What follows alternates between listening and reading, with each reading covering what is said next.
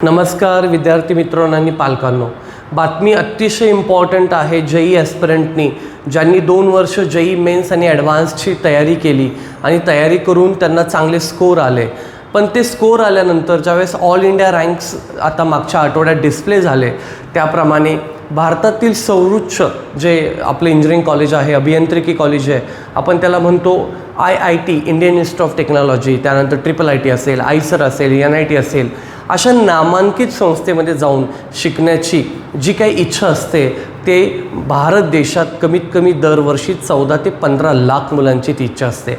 मग त्यानंतर मग मेन्सचा रिझल्ट लागतो आणि 2.5 लाख मुलं 15 लाखाच्यातून फिल्टर केली जातात. पुन्हा ॲडव्हान्सचा रिझल्ट लागतो, त्या 2.5 लाखामधून 50 ते 55 हजार मुलांचं शॉर्टलिस्टिंग केलं जातं. या 50 ते 55 हजार मुलांना जर ॲडव्हान्स थ्रू जर IITमध्ये जायचं असेल, NITमध्ये जायचं असेल, आयसरमध्ये जायचं असेल, तर जेईच्या स्कोरच्या जोडीला अजून एक महत्त्वाचा क्रायटेरिया आहे, होय, आणि तो म्हणजे इयत्ता 12वीच्या निकालामध्ये आपल्याला मिळालेले गुण. तुम्हाला सर्वांना माहिती आहे, जर आपण जनरल कॅटेगरीमध्ये असेल, OBC कॅटेगरीमध्ये असेल, तर आपल्याला 75% गुण हे त्या ठिकाणी 12वी बोर्डाला खूप गरजेचे असतात, कंपल्सरी असतात. किंवा मग आपण SC ST कॅटेगरीमध्ये असेल तर आपल्यासाठी कमीत कमी 65% गुण गरजेचे असतात. पण तेवढे गुण नाही मिळाले तर आपण क्वालिफाय होत नाही जेई मेन्स आणि ॲडव्हान्सला, त्यामुळे आपल्याला ऑल इंडिया रँक असून पण ॲडमिशन मिळू शकत नाही. आता मात्र यावेळेस तुम्हाला तसं होऊ शकतं, 12वीत कमी गुण असलेल्यांना पण IITमध्ये प्रवेश मिळेल, ती संधी आहे. पण काय तर तुम्हाला ऑल इंडिया रँकच्या त्या निकषाप्रमाणे 12th स्टँडर्डला गुण आले पाहिजेत.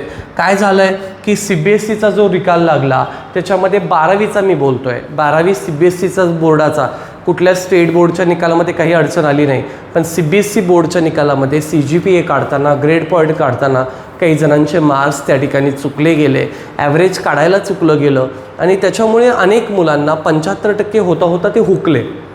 म्हणून ऑल इंडिया रँक येऊनसुद्धा त्यांना ॲडमिशन नाही मिळू शकत.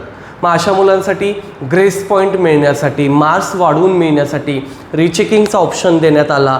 रिचेकिंग करून त्यांचे मार्क्स कुठे वाढत आहेत का ते बघण्यात आलं आहे, पण रिचेकिंगचा ऑप्शन आत्ताशी ओपन झाला आहे, अजून मार्क्स त्यांचे वाढून आलेले नाही आहेत. तोपर्यंत या मुलांना ऑल इंडिया रँकच्या बेसिसवर ॲडमिशन तर घेता येतील, पण ज्यावेळेस रिचेकिंगचा निकाल लागेल त्यावेळी कळेल की 74% ज्यांना 75 झालेत त्यांना अलाउड केलं जाईल, पण ज्यांना 74% पडलेत पण वाढले नाहीत त्यांना मात्र IITत प्रवेश मिळणार नाही, NITमध्ये प्रवेश मिळणार नाही. हे मात्र तुम्ही त्या ठिकाणी समजून घ्या.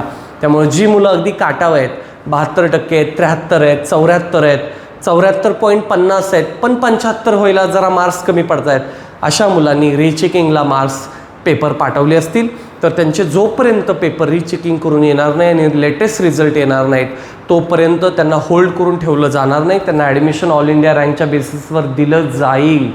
पण जर मार्क्स तुमचे वाढले आणि 75 क्रॉस केले तर तुम्ही तिथे राहणार, अदरवाईज तुमचं ॲडमिशन पुन्हा हे रिटर्न करण्यात येईल. अशा पद्धतीची ही महत्त्वाची बातमी जेईच्या प्लॅटफॉर्मवरून मी NTA कडून तुम्हाला घेऊन आलेलो होतो. धन्यवाद.